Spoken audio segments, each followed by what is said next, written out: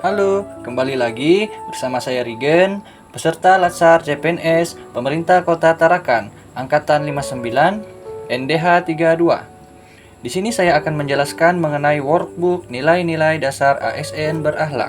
Workbook agenda 2 nilai-nilai dasar ASN yaitu berorientasi pelayanan, akuntabel, harmonis, loyal, adaptif, kolaboratif. Tutur saya yaitu Ibu Wahyu Eko Handayani, SPD MPD. Jelaskan 7 alasan rasional tentang pentingnya pelayanan prima.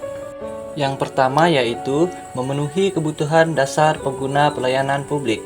2. Memenuhi harapan pengguna pelayanan publik. 3.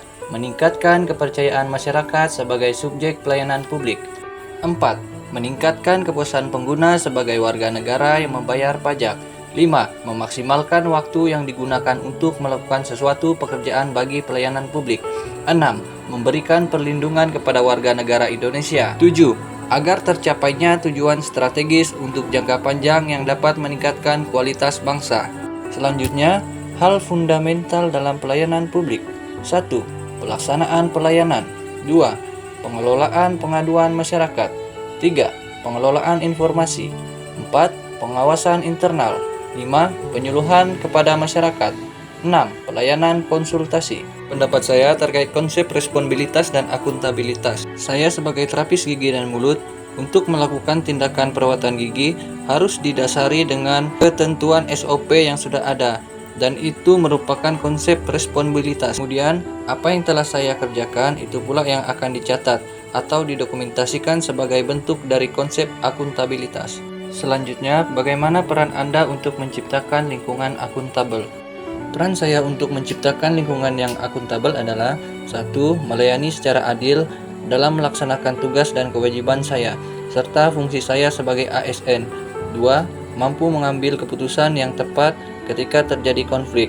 3. Bertanggung jawab akan tugas yang diberikan, seperti membuat laporan bulanan, laporan pembukuan, dan administrasi. Yang saya ketahui tentang sinergi perilaku kompeten yaitu 1. Melalui pendidikan dan pelatihan yang mencakup aspek pengetahuan. 2. Keterampilan. 3. Sikap sesuai tugas atau fungsi jabatan. Potensi dan tantangan keanekaragaman di lingkungan saya bekerja adalah adanya perbedaan budaya dalam menanggapi suatu masalah karena perbedaan prinsip, juga perbedaan usia dan cara berperilaku, serta tingkat emosional.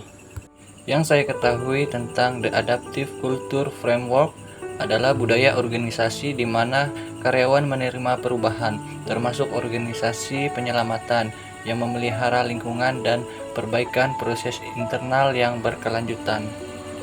Berpikir kritis adalah sebuah kemampuan untuk berpikir secara rasional dan tertata yang bertujuan untuk memahami hubungan antara ide atau fakta. Sedangkan berpikir kreatif adalah keterampilan untuk melihat masalah dari berbagai perspektif baru dengan sudut pandang yang berbeda. Selanjutnya yaitu jelaskan bagaimana praktek penerapan adaptatif dalam penyelenggaraan tugas dan fungsi organisasi yang merespon perubahan lingkungan.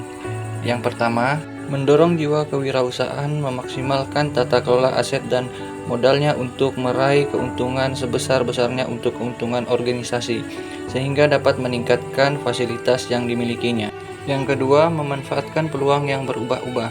3. Dapat beradaptasi dengan perubahan lingkungan. 4. Terkait dengan kinerja instansi, melakukan perubahan menuju perbaikan instansi.